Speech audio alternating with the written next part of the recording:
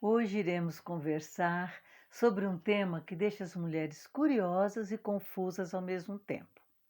É sobre a reposição hormonal. A reposição hormonal é para muitas mulheres a melhor alternativa para aliviar os desconfortos da menopausa. E existem dois tipos de reposição hormonal: a terapia de reposição hormonal, chamada de TRH, que é a tradicional, feita com hormônios sintéticos, e a modulação hormonal, feita com hormônios bioidênticos. E não é toda mulher que pode fazer a reposição hormonal. As mulheres que já tiveram câncer de mama e do endométrio, doença hepática grave, sangramento genital não esclarecido e doenças cardiovasculares não podem usar. E aquelas que sofrem de hipertensão arterial e diabetes, endometriose e miomas uterinos, elas devem ser avaliadas antes de fazer o uso dessa terapia. Isso é muito importante, tá? E a reposição hormonal, ela pode ser usada por várias vias: oral, direto na pele, injetável, por implante subcutâneo, dispositivo intrauterino e reposição local, com o uso de cremes vaginais. E os hormônios utilizados são o estrogênio, na forma de estradiol, progesterona e testosterona, sintéticos ou bioidênticos. A indicação da necessidade e a quantidade de cada um deles são individuais e dependem de cada mulher. A terapia de reposição tradicional ela é composta por hormônios retirados da urina de éguas grávidas, que não tem semelhança com os hormônios humanos, tá?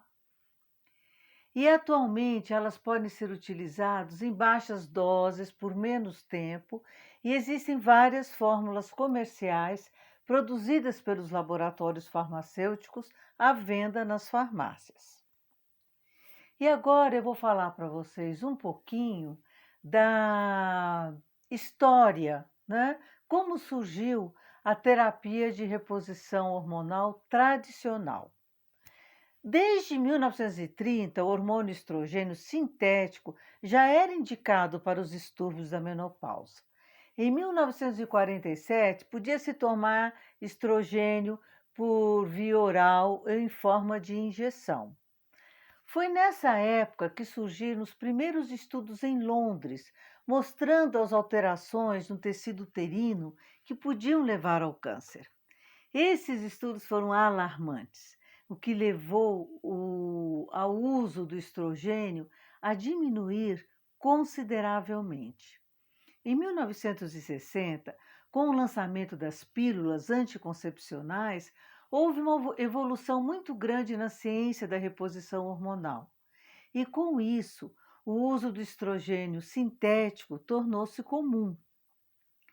Inclusive, em 1966, um ginecologista de Nova York publicou um livro ficou muito famoso, intitulado Feminina para Sempre, que considerava o estrogênio o elixir da juventude e protegia as mulheres dos sintomas da menopausa, consideradas naquela época como uma doença que tinha que ser evitada a qualquer custo.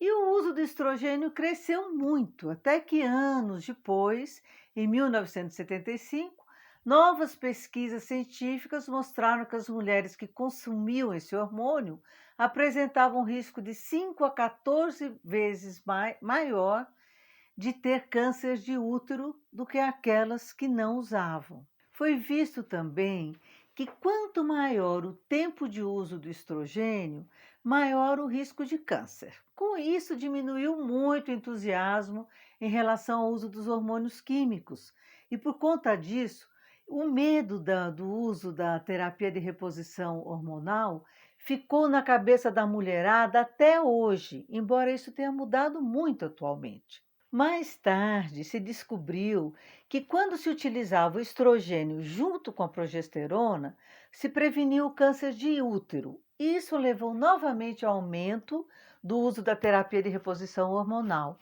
Em 1980, as vendas alcançaram o seu pico, porque mostrou também, os estudos mostraram que o estrogênio ele ajudava na saúde cardiovascular.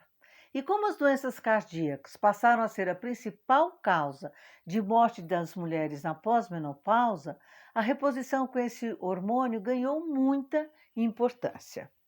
Em 2002, um estudo de longo prazo realizado pela WHI, que significa Iniciativa de Saúde Feminina, financiada pelo governo americano e que acompanhou 16 mil mulheres na pós-menopausa, mostrou que aquelas que usavam a combinação desses dois hormônios sintéticos, estrogênio e progesterona, tiveram mais casos de câncer de mamas e ataques cardíacos, o que levou essa pesquisa a ser rapidamente parada. No mesmo ano, outro estudo, promovido no Brasil pelo Instituto Nacional de Câncer, comprovou que a reposição hormonal apenas com estrogênio por mais de 10 anos aumentava o risco de câncer de ovário.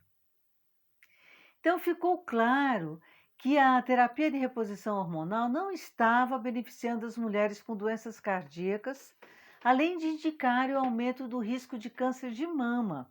E outros estudos realizados após 2002 reforçaram essas restrições.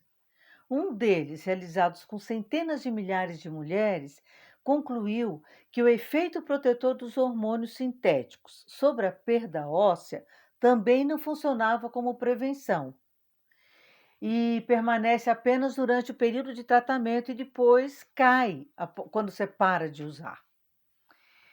E esses estudos revolucionaram a forma como se via a TRH, considerada como uma cura para a menopausa, como se fosse possível haver um remédio adequado e saudável para a maioria das mulheres e que pudesse ser usado por toda a vida. Então, essa ilusão caiu por terra, né, gente?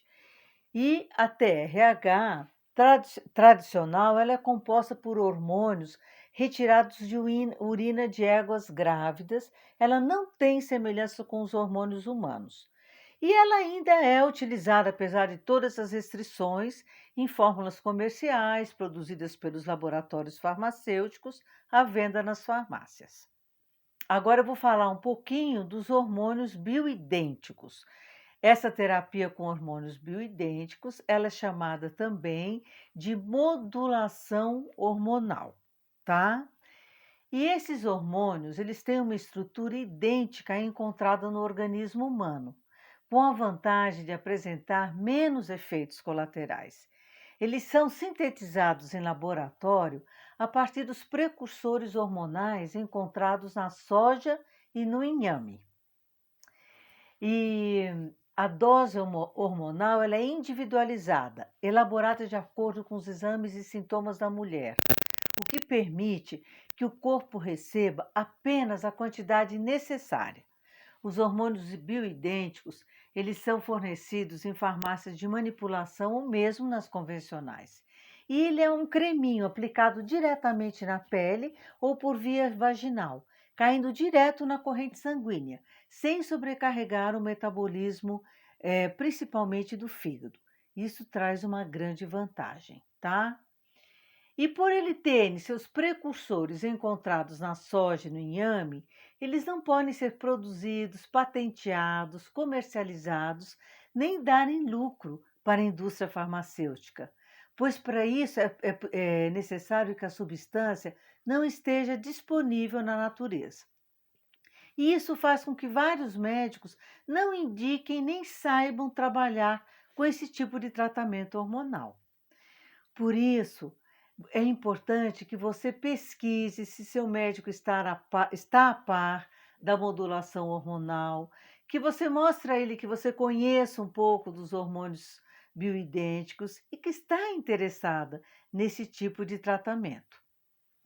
A sua utilização apresenta resultados em curto espaço de tempo, melhora os desconfortos sentidos, tornando a pele e os cabelos mais fortes, melhora a energia, a libido e a lubrificação vaginal. E mesmo com essas qualidades, Não é sempre que a mulher pode fazer modulação hormonal. Eu já recebi relatos de mulheres que tiveram efeitos colaterais com essa terapia e precisaram interromper o seu uso, tá? Então, gente, lembro que a reposição hormonal, ela é apenas a cereja do bolo. Os outros cuidados são essenciais e devem ser mantidos sempre, tá? Então, é cuidar do estilo de vida, usar as terapias complementares e decidir o que é bom para você, tá? Se você preferir a modulação hormonal com hormônios bioidênticos, ok. Mas pensa bem, quando se fala em repor hormônios, não há uma resposta fácil, simples e definitiva sobre esse tema. Nós vamos precisar usar a nossa intuição, a nossa sabedoria e realmente ver se é bom para nós. E também ouvir a opinião do nosso médico de confiança, né? Que vai avaliar os riscos e benefícios de cada mulher e ver se isso é o melhor caminho para você, tá bom? Quem estiver usando a terapia de reposição hormonal, bioidêntica ou tradicional, por favor, comenta aqui comigo. Me diz se você está bem, se já teve efeitos colaterais, se continua usando ou não. E ficou aqui, esse é o recado do nosso vídeo de hoje. Muito obrigada pela sua atenção e até nosso próximo vídeo. Um grande beijo e até mais!